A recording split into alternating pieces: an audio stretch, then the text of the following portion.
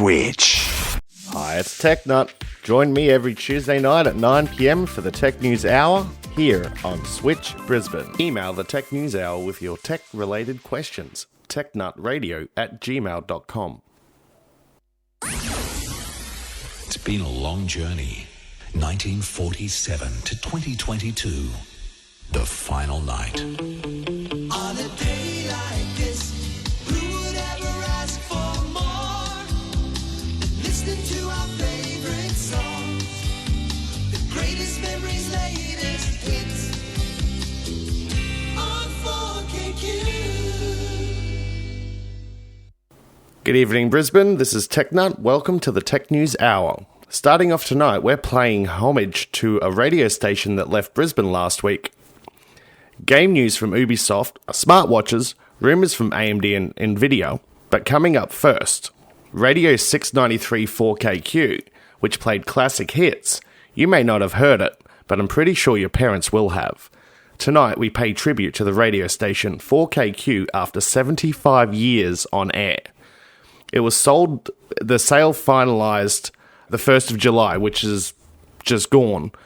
Basically taking a music radio station off of the air in Brisbane, off the AM band, and converting it to a 24/7 sports station. 4KQ shared the AM and DAB band with us here, Switch Brisbane. Radio has changed a lot. The early days where every broadcast, every piece of music, and every comedy show had to be performed live. In modern times, until about the late 90s, most radio stations played music and ads that you hear from cards, usually, and for one-off releases. The music would have been played off of audio cassettes or vinyl records. That's between the 60s and the 80s. Between the 80s and the 2000s, they would have switched to CDs for the occasional use. These were stacked in a rack behind the DJ, who had a printed timesheet for which card to play and in which order. Have you ever heard the term toilet break song? No, I'm not talking about Coco Melon or the Wiggles songs that encourage potty training. I mean, if the radio announcer wasn't there to press play on the next card, the station would go quiet until they could run back to the mixing desk and press the start button for the next card to run. Toilet break songs are what the name suggests, longer than average songs, where your average song of the time, and even today, range between 2.5 and 3.5 minutes. A couple of examples of toilet break songs are Stairway to Heaven, which runs for 8 minutes, Bat Out of Hell, which runs for 10 minutes, and Riders on the Storm, the extended version, runs for around about the 8-minute mark as well. And there are songs that are longer than this. These are generally long enough that the announcer could put one of these on, go use the facilities, wash their hands, and be back in time to press play on the next card. But come the turn of the millennium, radio stations went digital, with servers holding all the music, jingles, advertisements, and other pre-recorded audio, and studio workstations running what's called playout software that are programmed by the station and the station's music and programming directors to automatically pick music of a certain type at a certain time and play one after another, including the running the ad breaks like we do here at Switch on the half hour, and running the news and the traffic reports. The automation in these systems provide a double-edged sword. On one hand, it means the announcers no longer have to time their body functions to the music or the ad breaks. On the other hand, it also means announcers don't have to be in the same building, the same state, or even work at just one radio station. I mean, I hand it to the announcers and stuff that work in radio. They do a great job that we listeners benefit from. Anyway, thank you for listening to this little bit here on the Tech News Hour. This is TechNut, and we thank 4KQ for their years of service. This is TechNut with the Tech News Hour here on Switch Brisbane. This song's for you, radio announcers.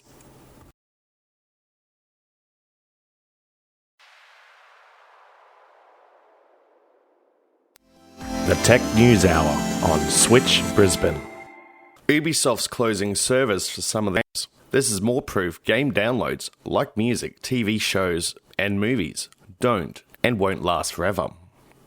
The latest case of video games losing their online services was announced by Ubisoft earlier this week, with a number of older titles losing their multiplayer access. Worse still, PC versions of some games will also no longer let you download DLC for them.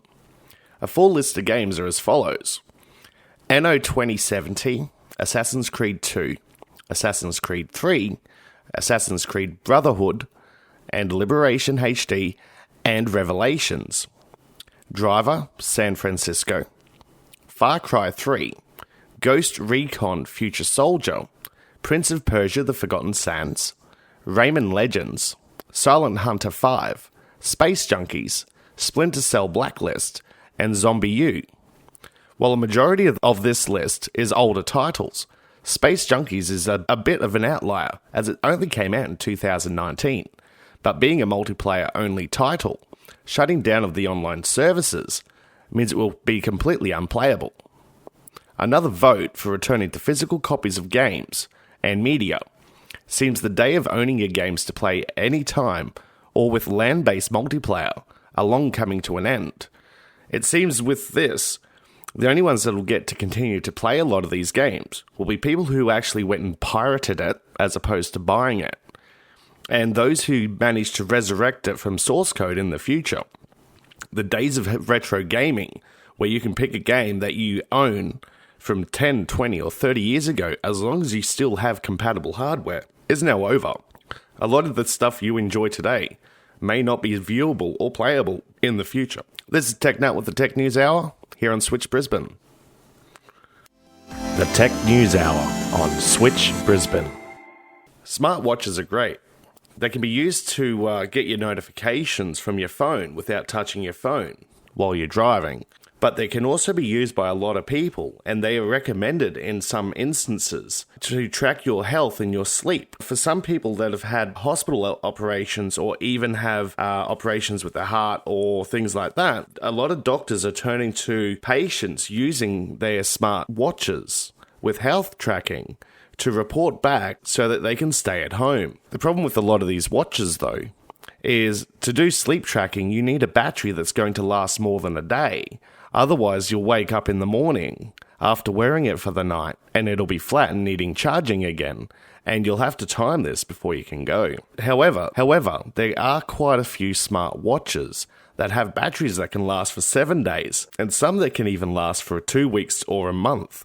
One of these is the Pebble Time Steel, and it has a 10-day battery life with built-in activity monitoring and sleep tracking. Another one is the Garmin Vivo Active 3. It has a 7-day battery life, GPS tracking, a heart rate monitor, and also the usual sleep tracking and things like that.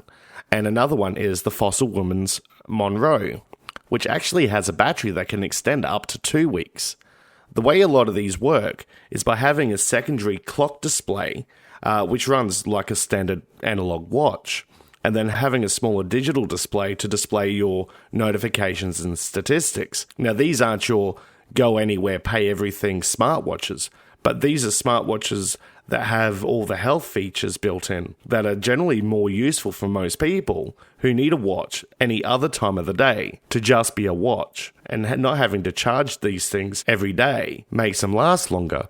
Because if your smartwatch only has a battery that lasts for a day and a half when it's brand new, by the time it's 6 to 12 months old, that battery life would have depleted to the point where it may not even last a whole day, or even worse. Anyway, this is TechNut with the Tech News Hour on Switch Brisbane. Go check them out. The Tech News Hour on Switch Brisbane. If you work from home or you participate in online Zoom meetings, a decent quality headset is a must, but also having one that doesn't look like you just came from Twitch stream. As it is, a lot of headsets aren't designed to sound good, but look cool while poning noobs in Fortnite while streaming to Twitch. But turn up to an online Zoom call to the office, and you know it's going to look ridiculous. The Logitech H540 USB headset features a noise-cancelling headphone with flip-to-mute, soft ear pads. It's lightweight, has ear-mounted controls, and sounds pretty good to the caller at the other end of the conversation. These retail for about $65.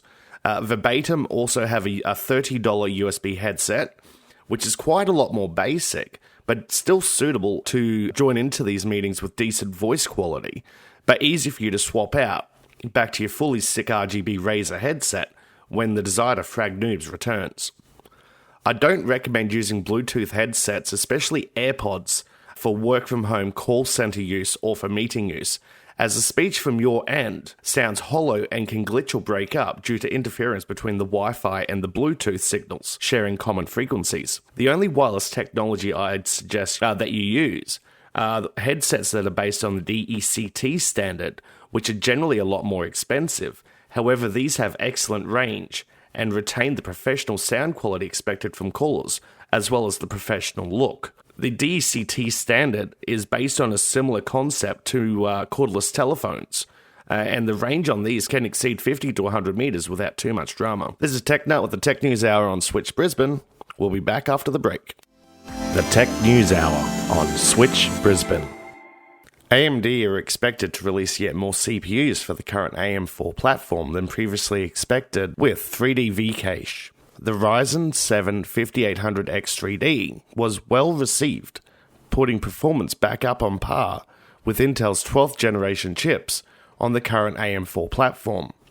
It looks like a Ryzen 5 5600X3D and a Ryzen 9 5900X3D could be joining the lineup, and it looks like AMD are extending support all the way back to the 300 series chipsets that released with the first gen Ryzen CPUs. This means more DDR4 systems will get to jump from the older first or second generation Ryzen chips up to the fourth generation Ryzen chips, nearly doubling performance for just the price of a CPU and some time spent upgrading the BIOS. Also, Nvidia's RTX 4090 has been leaked, showing a 60% boost in clocks compared to the 3090 card, bumping power usage up though to a whopping 420 watts. You're going to want a kilowatt power supply to run these things. Let's just hope your room has decent ventilation, or she's going to get toasty warm. This is TechNut with the Tech News Hour on Switch Brisbane. A quick hardware price check before we head off for the night. AOC 24-inch VA panel 144Hz FreeSync monitor, about $270 to $290. 8GB of DDR4 memory will set you back $60. 16GB is about double that for around $95. If you can avoid going to DDR5, do so, because 16GB of DDR5 still starts at around the $250 mark. 500GB NVMe SSD drives, $95. 1TB SSD, $150. The AMD 6600 GPU can be had between $500 and $600. NVIDIA's 3050 is around the same sort of price. These aren't too bad. And with crypto crashing, secondhand GPUs are becoming quite plentiful at the moment. However, check prices, because some people are still trying to overprice their cards as they sell them secondhand. So just check those prices. Anyway, this has been TechNut with the Tech News Hour. If you want to send a message into the show, you can contact me by email at technutradio@gmail.com. This has been TechNut for the Tech News Hour. We'll catch you here next week on Switch Brisbane. Good night. Hi, it's TechNut. Join me every Tuesday night at 9 p.m. for the Tech News Hour here on Switch Brisbane.